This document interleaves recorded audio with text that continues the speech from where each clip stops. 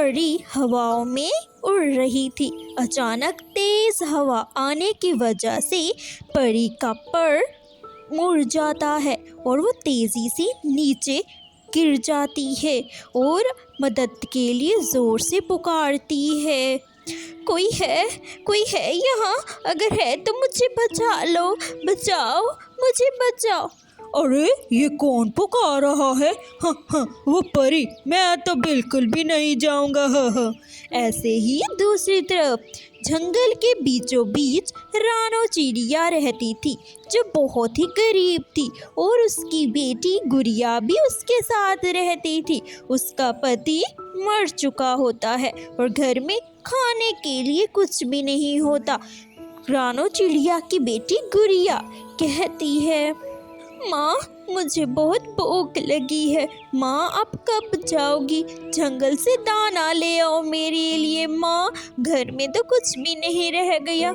हाँ बेटा, मुझे भी नज़र आ रहा है कि घर में कुछ नहीं है, लेकिन ऊपर वाला हमारी ज़रूर मदद करेगा। मैं जंगल जाती हूँ, मुझे कुछ ना कुछ मिल जाएगा, फिर मैं आपके लिए अच्छा दाना ढूंढ के लाऊंगी। मेरी बेटी दाना खाएगी ना तो पेट भर जाएगा मेरी बेटी का।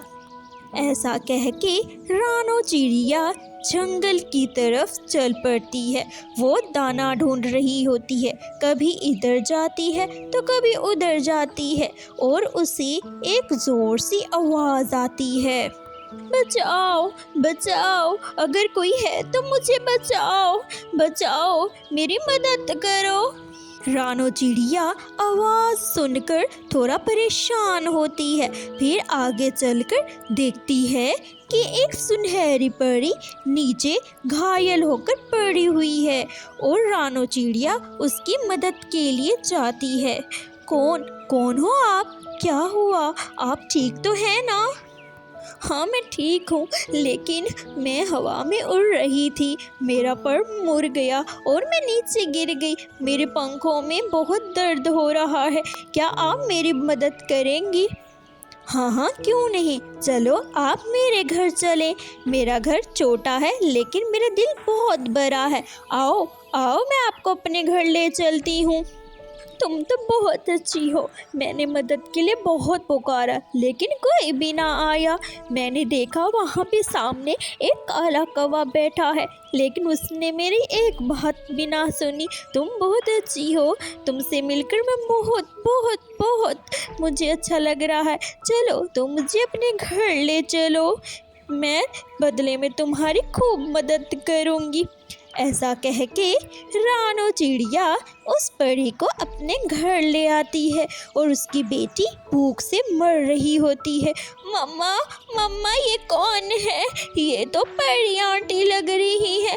मम्मा, लेकिन आप मेरे लिए दाना नहीं लाई। मम्मा, मुझे बहुत भूख लग रही है। मम्मा, आप जाओ, पहले मेरे लिए दाना लेके आओ।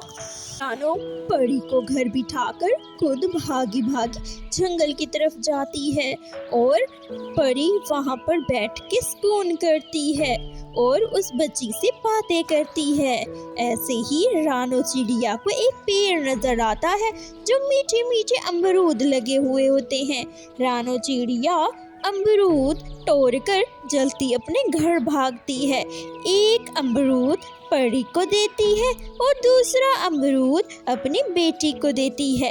ऐसे वो दोनों फल खाते हैं और रानो चिड़िया अपने लिए फल नहीं लेके आती। परी ये देखकर समझ जाती है कि ये बहुत अच्छी और दयालु परी है और सोचती है, मैं यहाँ से जाऊंगी तो इस चिड़िया की मदद करके जाऊंगी।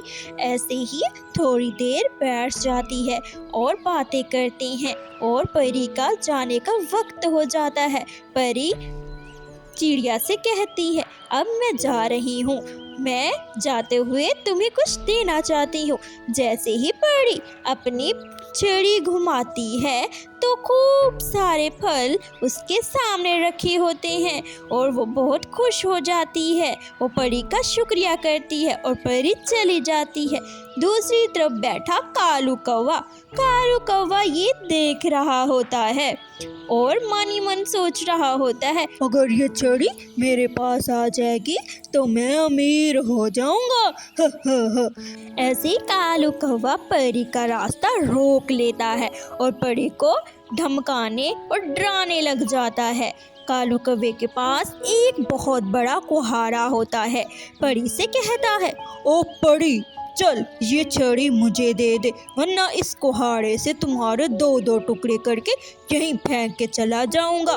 तुम अपनी खैर मना के मुझे ये छड़ी दे दो।